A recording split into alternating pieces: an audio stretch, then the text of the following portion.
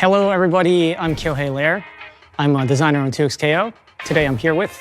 I'm Alex Jaffe. I'm lead champion designer on 2xKO. Today is about Teemo. Finally, Teemo.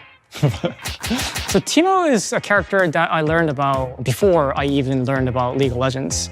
From the beginning, I knew he was like off-meta, meme-y, quirky character. We've been asked, specifically, the request has been weirdos. And I think Teemo is a really stand-up, regular, respectable guy. For some of you, he might be weirder. I think he's gonna do a lot for the game. I'm really excited for him. So Teemo is a Yordle. And Yordles are this magical creature from Vandal City. And within Vandal City, there's this organization called the Vandal Scouts. And Teemo is at the head of it. I really want to mention the side of Scout for Teemo because our kit in 2xKO really takes an inspiration from what we thought or what we imagined how his daily life as a Yordle, as a Vandal Scout would look like. In result, we have Teemo using like devices to help him float, to get around trains. And we have shovels to dig up some treasures or whatever. We got a lot of flavor of the Vandal Scout in Teemo's kit here. As you can see, Teemo is a very small, tiny little character. And in fighting games, that usually becomes a big issue for the opponent. There's hurt blocks all the way up to the top of the tuft to make him feel like an average height champ, maybe around ankle height. To compensate for his lack of width, we have his backpack and some naps attached to it. I think y'all found this really good balance. Where like Teemo is shorter. There are some options that width against Teemo, but they are pretty rare. The entire game is sort of tuned around Teemo in a way. His crouching height specifically, like every attack in the game, if we want it to be generally reliable and not kind of more of an edge case situational thing, that bottom of that hitbox goes just low enough to hit a crouching Teemo in the head. Obviously, everybody's been asking about small characters. A lot of people have been asking about Yordles specifically. We knew we wanted Yordles in the game. We've been telling you for ages, like, we wanted to find a way to put Yordles in the game, and guess what? Dear reader, we did. Okay, let's talk about Teemo's kit a little bit. Let me start with Teemo's bread and butter. It is the mushrooms. Delicious, like bread. S2, yep, Noxus Strat. So on the top of S2, Teemo jumps back, places the mushroom right in front of him. If you are moving forward and throwing the mushroom, he moves forward. And if you're moving back and throw the mushroom, he moves back and throws the mushroom. I didn't realize that. That's a nice little touch. You can also, like if you're jumping forward and throwing mushroom, you can land with your mushroom.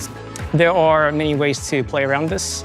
Mushroom can be removed by the opponent's attacks. Another way to remove the mushroom is to just hit Teemo. Another way to deal with this is to get in proximity and just by blocking it or by avoiding it. And it's not really just a trap either for Teemo. Teemo has a lot of interactions for his mushrooms too. As you can see, Teemo can pretty easily set up his shop or his mushrooms. As you can see, it also goes away after 7 seconds of inactivity. That's eternity in game time. Yeah. If you place a mushroom on top of another mushroom, it bounces on top of it and it jumps forward towards the opponent. Yeah. And another interaction he has is that he has this move, jump down A3. It has its own purposes, it's like a combo window move, but if you use it with the mushroom, he jumps up and he can move here. He's free to move afterwards. Another interaction he has is shovel. This is his crouching forward A3. He pulls out a shovel and digs the ground. It has other uses like anti-air, OTG, but if you use it with the mushroom, it launches the mushroom forward, and while it's launching, the opponent could get hit by it. You may have noticed when I was exploding the mushrooms, but as I explode the mushrooms, he had 3 icons on top of his meter. First icon is the mushroom badge, and as Teemo uses his mushroom and explodes the mushroom, it keeps filling up, and he keeps gaining the badges, and once he levels up, he gains the ability to spawn poison cloud from his mushroom explosions. The mushroom also looks a little different, indicating that it is a poisonous mushroom. And if the opponent stays inside the poison cloud, the opponent gets poisoned and they suffer a little bit of DOT. We've got dual layers of annoying here. Screen filling up with mushrooms, you try to break them, and you're still holding that poison. That's really like, in my mind, that is like the core. Like Teemo has a bunch of fun tools. He's got a lot of fun toys to play with, but the mushroom is really like the thing that defines his identity more than anything, right? Let's get to the second badge. This is the dart badge, and the dart in his kit is his L normal. So this is his light attack. You can press lights consecutively, and Teemo shoots darts up to 3 times at a time. Like this. Projectile normals, let's go. He can do this in the air as well. Yeah, it is quite a strong tool, and we think this is like one of the defining features or defining ways that Teemo is going to play neutral and or zoning against the opponent. You can see when you hit the opponent with the darts, Teemo gains 1 tick of the dart badge. He gains the poison dart. More poison. More poison, yeah. He gains the poison dart on the first dart that he does out of the 3, and this is the same for grounded and air. Let's talk about the last badge, the slingshot, the sharpshooting scout. On tap of S1, he just shoots a slingshot forward, but you can charge this. And you can shoot farther, and you can also do this in the air. I think this is the only projectile that reach full screen. And it also has like peculiar use cases, unlike darts, for example, which is more of a straightforward projectile. And Teemo has down S1 as well. He shoots up instead, and you can charge this the same as the standing S1 or air S1. Let me get to the badge part of this. So once Teemo hits 5 slingshots total, oh, by the way, you have to hit the opponent. They cannot block these to get the point. Thanks. Yeah, Teemo gets the slingshot badge, and his rock becomes fire rock. It's so juicy. It feels so good to hit. Yeah. One quick bonus that he gets for the fire slingshot is that he receives a little more hit stun off of this. So it allows Teemo to link this projectile into like a normal for additional combos, for example. Cool. So that's the main 3 badges. That's great. Yeah, And I mentioned another interaction with Mushroom earlier, but I couldn't show. And this is the interaction with S1, the slingshot. It really extends like half of the time for a slingshot bullet. It really helps the rock. Once it bounces on Mushroom, the opponent will have a hard time getting around it. Though the opponent can just strike the Mushroom and stop Teemo from doing stuff like this. you know, you always were saying, hey, it's really important for him to have some long-range tools so that he can get that pressure up to actually move the game forward, get you coming to him, right? So these badges, they persist across rounds. So once you get these badges, or once you accumulate points on these badges, you'll never lose them until the very end of that match. This is Fortis 1. This is called Bandle Dash. Yep. On charge of Fortis 1, he runs in place, gains momentum, and on release, he shoots himself forward with a multi-attack. We generally consider this as like a combo extender, combo ender. He doesn't hit the hardest, right? He's not the first character you imagine to just demolish your face into the ground, but he still needs to be satisfying. He needs to feel good. I think it feels real nice to smash Teemo's entire body into your opponent. Right. Before I want to talk about the last special he has, one unique mechanic that he has is done by just crouching on the ground, sitting still. If you press down, and this is not to be confused with down forward or down back, Teemo becomes invisible in 2 seconds, and while he's invisible, he is free to move. What are you setting up for? As you can notice, he comes out after a certain period of time, but while he's invisible, he enjoys a 15% speed bonus, so he's able to get around the stage a little quicker, and yeah, you just can't see him. Of course, he can attack while he's invisible. Once you attack, he does come out though, so watch out when you attack.